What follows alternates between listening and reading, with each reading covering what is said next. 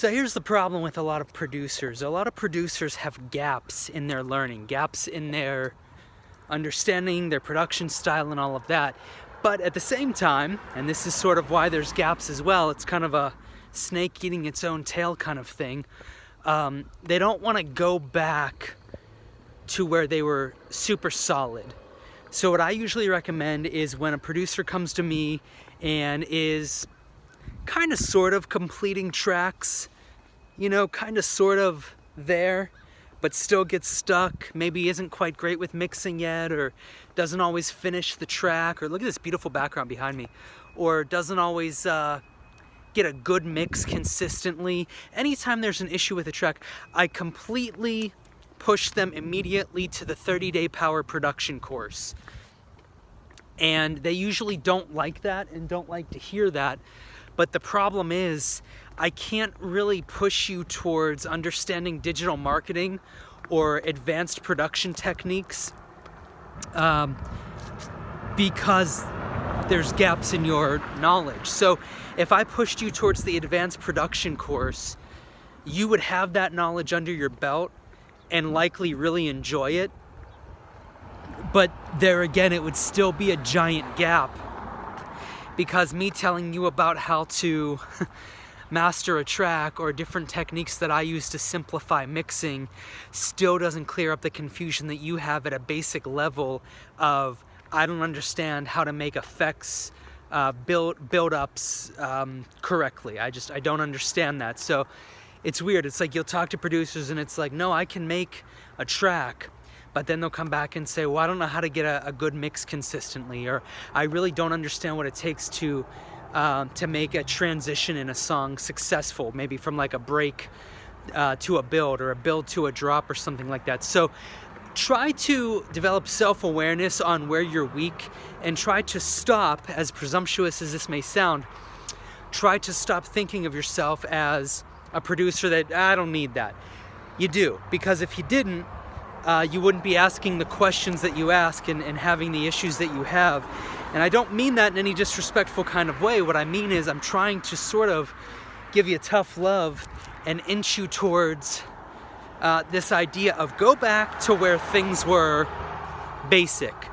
I don't know if I would necessarily go back to when things were mind-numbingly basic. I don't think you need to necessarily go back and study, I don't know, whatever, a basic kick, clap, and hi-hat pattern. But you need to get back to basics of just completing a basic track, because if you can complete a basic track, including effects build-ups and a decent mix and a decent master, you have now knocked down the gaps in the wall and rebuilt on a foundation. And even though that foundation didn't have you making tracks that are necessarily Grammy award-winning, epic, wide, commercially competitive tracks, they are still standard basic production tracks. And if you build on that, you really don't even need to change much other than a few things here and there, like samples and maybe a plug-in or three, and maybe a little bit of taking the basic thought a little bit further, like a freshman going into sophomore. You're building on something here, and you'd be okay. The problem is people see the advanced power production course or my talks on mixing and mastering, and it's not, they understand the words, but it's not congruent with what they do and understand, because there's gaps everywhere in their knowledge. So what ends up happening is they say, well, I heard what you said about mixing. It just doesn't make sense to me. It just seems like kind of simple, or, it seems that way because you don't understand. You've never really pushed that muscle to the point where it's sore. If you think about it like the gym, it's like, yeah, I go to the gym. Yeah, but are you getting a good workout? I mean, are you waking up the next day sore? Are you really supplementing yourself? None of it is all that hard. I mean, is the gym that hard? It's not that hard. The basic concept is not hard. It's the idea of, are you taking it far enough?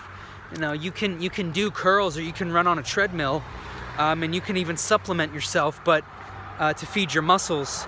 But is it enough? And that's kind of, I guess, what I'm trying to say here. So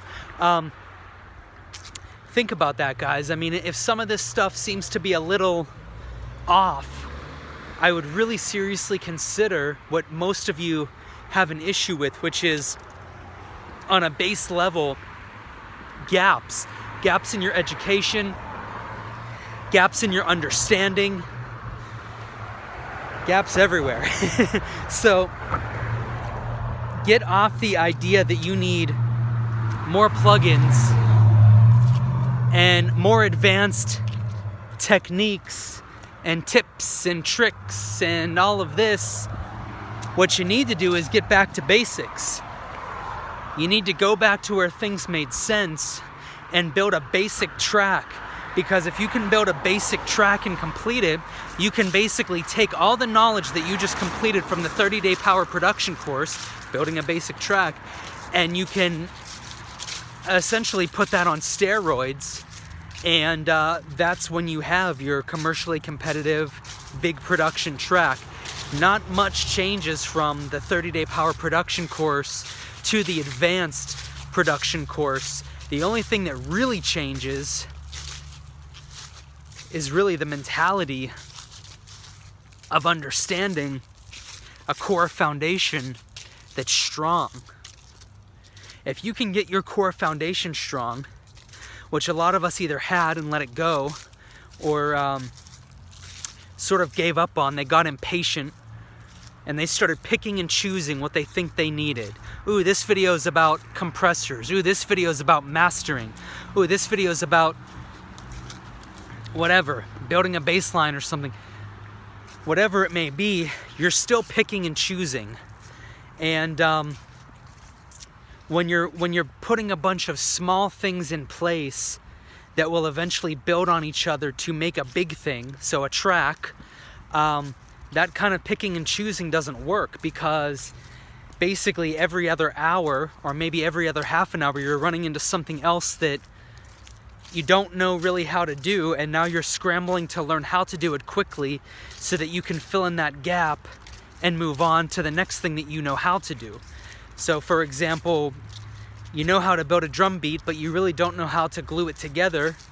So you hurry up and search, and maybe you search my stuff, you search somebody else's stuff, you find a few different solutions, you slap them on there and you try it, something kind of sort of works, and then you move on to the next thing, and it just so happens that the next thing is making a bassline pattern, which, you know, you can look up right here in my music academy, and you know that, so you whiz through that and you do good. But then there's other issues like layering, and you really don't know about that, so you hurry up and you want to try to mitigate that problem, so you search it out, you throw a bunch of tips and tricks up against the wall about that.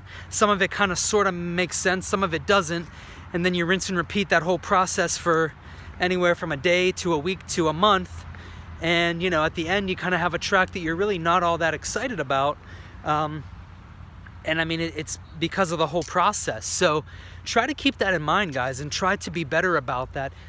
Go back to when things were simple. Go back to where you really had a deep understanding of what I'm saying. For most people, that rests in the 30-day power production course. For most people. Once you get your production issues out of the way, a lot of this stuff really starts to fall in place, because the production part is streamlined, and now you're just looking towards branding, advertising, building a fan base, marketing, and those sorts of things. So if you can get the production stuff out of the way first and stop with the kind of questions, the kind of inconsistent production process, a lot of this other stuff falls into place so nicely. So I know that I've been taken the wrong way at times when I tell people to go back to the power production course, and they're like, Mikey, dude, I can complete tracks. I know you have completed tracks in the past, but you can't do it consistently. Otherwise, you wouldn't be asking the questions that you have. You know, if you understood how to build patterns, and you understood about building a transition, you know, with different uprisers and crash cymbals and things of that nature, but yet you tell me you can build a full track, there's something inconsistent there. And the inconsistent thing is your understanding of the process. Well, I can make a track, I just don't know how to mix it. Once again, 30-day power production course. Well, I can make a track and I can mix it, and it may not be like it may not sound the best, but I don't know how to master it. 30-day power production course. Go back there, because I can almost guarantee you there's something that you forgot about while you were focusing on how you can't master that you also don't know how to do. And that might be, I don't know what, mixing how high the hi-hat should be, or replacing samples, or whatever it may be. It will help you, and that's all I want to do. Sometimes it's like people let their ego get in the way of criticism and redirection, and there's a deep sensitivity issue, and it's not about insulting anyone, it's about seeing you excel. But coddling and babying and continuing to do what doesn't work, which is just fill in a gap here, fill in a gap there, let them ask a question about this, and then let them jump to something else totally unrelated and ask about that. That can be fun, and a lot of times that's what the private consultations can be, to clear up confusion. But as far as the courses go, it's all laid out, guys. It's just up to you to have the patience to realize I might have to sit through maybe an hour. I don't know, everybody's going to be a little bit different, but maybe an hour of production knowledge that I know, or maybe know for the most part. Maybe you did pick up a good tip or two, so it was worth it then. But now in the second hour of watching, I'm seeing that now we're getting into stuff I don't quite understand, and it was addressed. And now not only do I understand it, but I see where it fits in. See, because that's the other thing. There's usually, like, you develop an understanding, but there's no context because you pick and choose. So in sticking with our example of like how to use like effects, transitional effects, uprisers, white noise, things like that,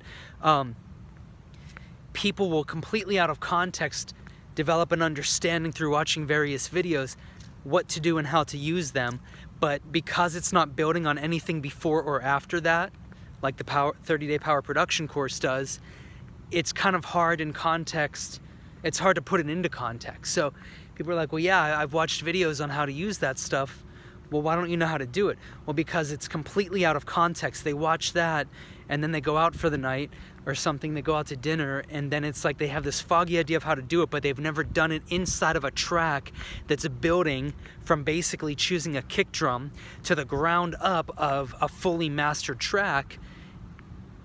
And as a result, there's no context. So I really can't stress enough, go back to where it was just about mind-numbingly simple and just let it play. Let the courses play one after another, let the gaps get filled, and you know, it wouldn't be the worst thing in the world to follow along. Maybe take the 30-day power production course a second time to really reinforce a basic knowledge and foundation of production, so that way all of these kind of gaps get filled based on the context of the previous lesson. So, you know, from effects, thinking about how they're mixed, the breakdown, the drop, transitional points in a song, in a track. Now there's context because you've been building this thing and you can see how it develops. It's really, I have found it to be a lot like sketching. I'm a terrible visual artist, and I'm always amazed at the end product. But in the few times I've had the chance to really get up close and personal with a sketch, I'm amazed at the fine detail that exposes that wasn't a perfectly round circle that was just one line. It was a million different lines sketched lightly with a pen or a pencil, but it just appears to be a round circle because of the way it's drawn.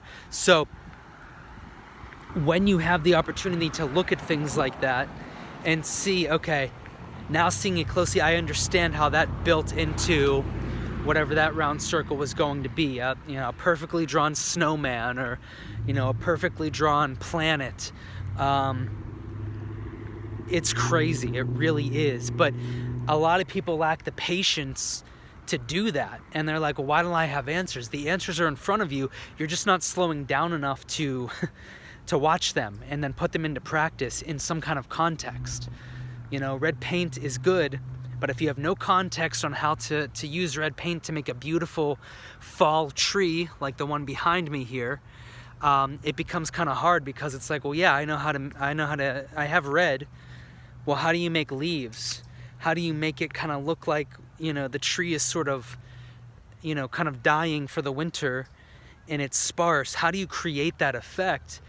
I can tell you how, but if you don't have the context of, you know, actually drawing a picture, creating the ground that the tree's on, so the tree's not just floating on the page, things of that nature, it does become very hard.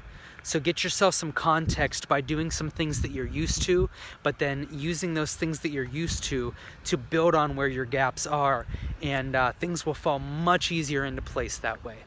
I'll see you in the next video, guys.